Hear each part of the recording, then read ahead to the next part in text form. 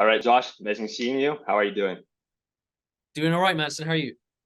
All's good, man. Back in Playa, Carmen, and yeah, it's a little rainy today, but I'm enjoying it. It's That's something new. It that's looks like it's you're in not like Playa at all to be rainy, you know.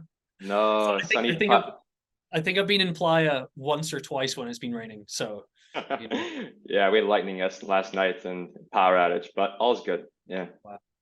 looks like Medellin's not doing too bad. Yeah, it's doing all right, you know. Yeah, no complaints here. Awesome.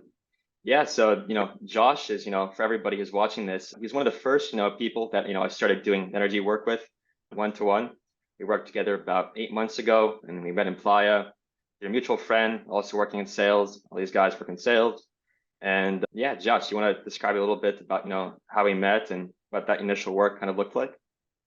Yeah, so I mean, we met a couple of times, had the pleasure of meeting, and then we bumped into each other once at a men's group event, you know. Yes. And it was really interesting because I think the first time we started speaking, you asked if I was open to some perspectives that you saw, and it was like, and I know a lot of other people who've worked with you as well, and it was crazy because the first, I don't know, the first 5 or 6 sentences that are just off the top of your dome, just they were just all such deep truths about me that I think one or two of them, and I can't remember, but I had this very big feeling that like, man, I didn't even know that about myself, you know. And yeah, and just a lot of I've always believed in, you know, like kind of energy, and I wouldn't say I'm the biggest like law of attraction guy, but I know that there's some stuff to that, and especially a big believer in mindset, and and a lot of that kind of more ethereal, esoteric kind of stuff. And yeah, and then we started working together. I think, yeah, I just never had somebody read me like that so clearly and so immediately and so deeply, with like an actual like kind of road plan to kind of healing some of those old emotional wounds, which I'd had results before in doing a lot of kind of, you know, emotional healing work. And yeah, it was really phenomenal, very interesting way of meeting someone, and it was a very unique start to working with someone energy wise. I appreciate it, man. And I'm happy to hear, it helped you. You did, my 13-week program. We spent, that 13 weeks over a course of even some larger months. And, we really got to know each other and you got to go deep in the energy work. What was that like for you, that experience? I mean, it's interesting. It's a tough one to say, because there's only like there's the good parts, and then there's some challenging parts, Mm, right? You know, and you have to go through the challenging parts to get to to get to the good parts. I definitely say the good parts have been it can be challenging going through some of the releasing some of those old energies, some of those old wounds. But as you heal them more and more, I've really noticed the I think because I think in terms of sales, the biggest thing for me is your energy. You can direct someone else's energy, and it's someone else's energy, and it's your prospects' emotions that are going to that are in a lot of sales that are going to trigger them to buy. Unless you're doing really high level B2B, or a lot of, and I've got a very, you know, large amount of high ticket sales experience in a number of different industries, and it's really interesting, especially when you get into objection handling, your ability to help to help move someone else's energy is really what can, you know, what can help you close a lot more deals. If you're in objection handling, you can get someone to laugh at a certain point. It's going to change how they perceive you. You know, it's going to get them to think at a deeper level about, if they're in a certain energy in a certain part of the call, it's going to get them to think about where they're at, how long they've been there, and if they really want to stay there in a different level.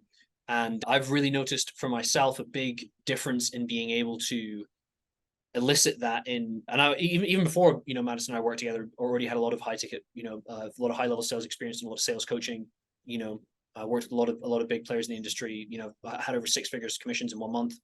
And yeah, I mean, it's when you're able to control, or when you're able to understand that emotionality within yourself, it really gives you a heightened ability to do that in others in a sales context.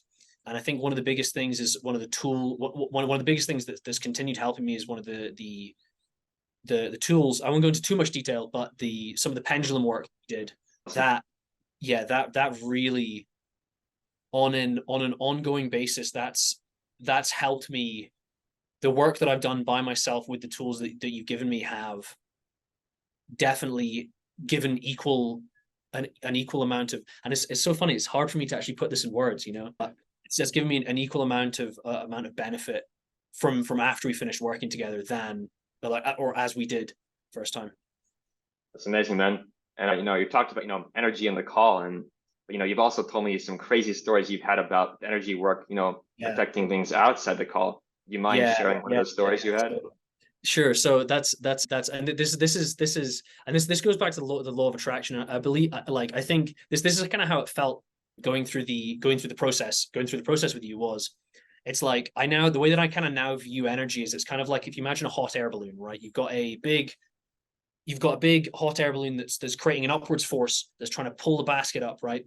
But then there's also ballast, which is like, I don't know, sandbags or weights that you hold on the basket to keep it attached to the ground. When you're ready to lift off in a hot air balloon, you release the ballast. So you throw those sandbags that are like tied on by a piece of string, you just cut them loose from the basket. And that's what it really felt like, especially getting a couple of weeks into it, where it's just like, you didn't, it's like you've been, it's like you're, for me, it was like I was dragging an anchor that I never even realized that I was dragging. And I was walking around being like, this is fine, I don't need to do anything. But I've got this anchor Wow. that's attached to me that I only really recognized that I was dragging it when I released it. And I realized how fast I could run or how easily I could move when I didn't have it. Just the same with like with the hot air balloon. And so the story was that this was, there's certain times this happens in life, but at the end of the first session we did together one-on-one, I remember I turned my phone back on, like, off airplane mode, because I put it on airplane mode. And there's this huge, so I do a bit of work in M&A and mergers and acquisitions, which is like, multi-million dollar deals. And there was this 8-figure deal which had been hanging in the it had just been hanging there.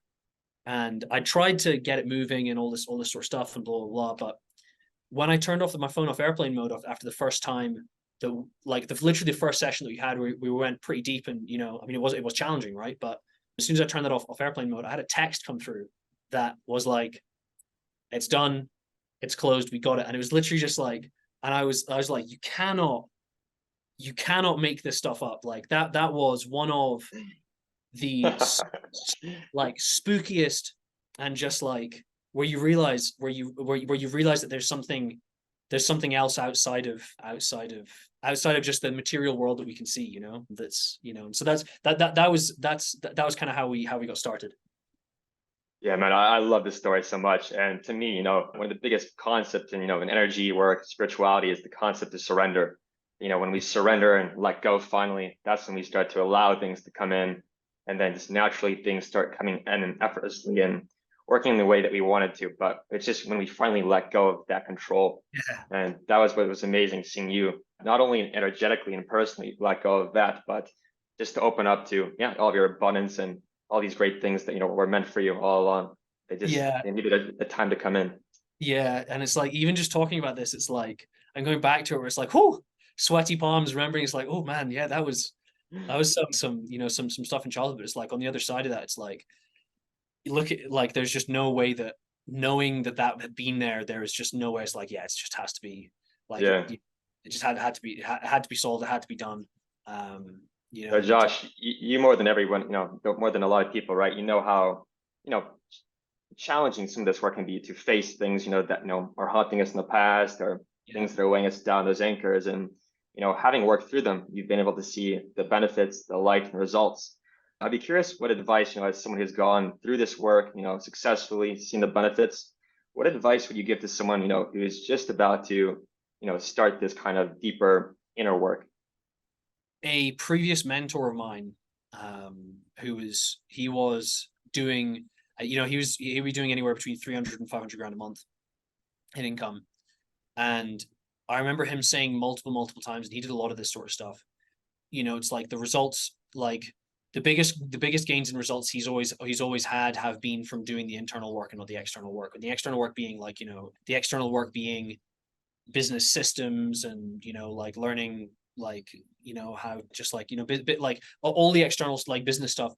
A lot of the biggest things that or the gains that he's always seen have been like directly in tune with when he's released something larger than when he's released something internally, or when he's done some internal work of any sort.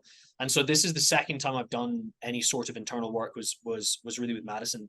And yeah, the first time it was like, I mean, it's like, it's always, that's the thing it's always like, it's always a little bit challenging, but it's like the gains that you like, the gains that you see, that they come from places that you just can't possibly even imagine them coming from. Like I'll tell you, the time before working in Madison, it was crazy. I just ended up like, after, I think it was about 2 weeks after finishing up some energy work, straight up, like out of nowhere, there came this huge new opportunity to close at this really, really, really big sales company in a very, very high position. It came out of nowhere because I was only my second sales gig, was at that really high level.